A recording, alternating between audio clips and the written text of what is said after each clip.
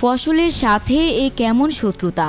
রাতের আধারে কীটনাশক ছিটিয়ে কৃষকের ১.৫ বিঘা জমির পেঁয়াজ বীজ নষ্ট করে দিল দুর্বৃত্তরা। রাজবাড়ীর কালুখালী উপজেলার সাউরাইল ইউনিয়নের লারিবাড়ি গ্রামের লারিবাড়ি মাঠে রাতের আধারে কীটনাশক ছিটিয়ে ২ কৃষকের পেঁয়াজের বীজতলা নষ্ট করে দিয়েছে দুর্বৃত্তরা। এতে ক্ষতির পরিমাণ প্রায় ২.৫ লাখ টাকা বলে দাবি ভুক্তভোগীদের। রবিবার ১৬ নভেম্বর ভোরে মাঠে গিয়ে দেখা যায় বিষনাশক মেশানো কীটনাশকের প্রভাবে নষ্ট হয়ে গেছে নূর আলী মোল্লা ও জালাল খানের বীজতলার সব চারা।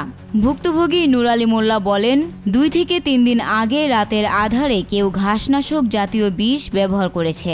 সব চারা নষ্ট হয়ে গেছে। এগুলো রোপণ করলে ১০ থেকে ১২ লাখ টাকা লাভবান হতে পারতাম। দোষীদের বিচার চাই।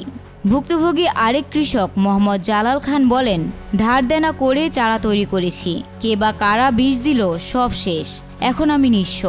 স্থানীয় কৃষকদের ধারণা, নষ্ট হয়ে যাওয়া চারাগুলো পুনরুদ্ধারের কোনো সুযোগ নেই। এতে ২ পরিবারই বড় ধরনের আর্থিক ক্ষতির সম্মুখীন হয়েছে। ২ কৃষকের স্বপ্ন নষ্ট করে দেওয়া এই নেক্কারজনক ঘটনার তদন্ত ও দোষীদের দ্রুত শনাক্তের দাবি জানিয়েছেন স্থানীয়রা। না হলে ভবিষ্যতে আরও এমন ঘটনা ঘটতে পারে বলে আশঙ্কা তাদের। সাউরাইল ইউনিয়নের উপসহকারী কৃষি কর্মকর্তা মোহাম্মদ সালাহ উদ্দিন বলেন, ঘটনাস্থলে গিয়ে দেখি বিষনাশক জাতীয় কীটনাশক প্রয়োগ করা হয়েছে। চারাগুলো বাঁচার সম্ভাবনা খুব কম।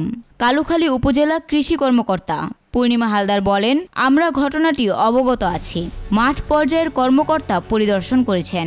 কৃষকদের কিভাবে সহায়তা করা যায় তা দেখছি। Desk report, news Times.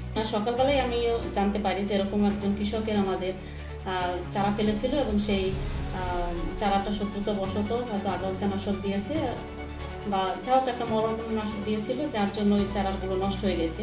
এবং শোনার পরপরই আমি আমার উপসহকারী কৃষি কর্মকর্তাকে সেখানে পাঠিয়ে দিয়েছি এবং আপনাদেরও ধন্যবাদ যে আপনারাও সেখানে গিয়েছিলেন, গিয়ে বাস্তবতা আসলে দেখে এসছেন।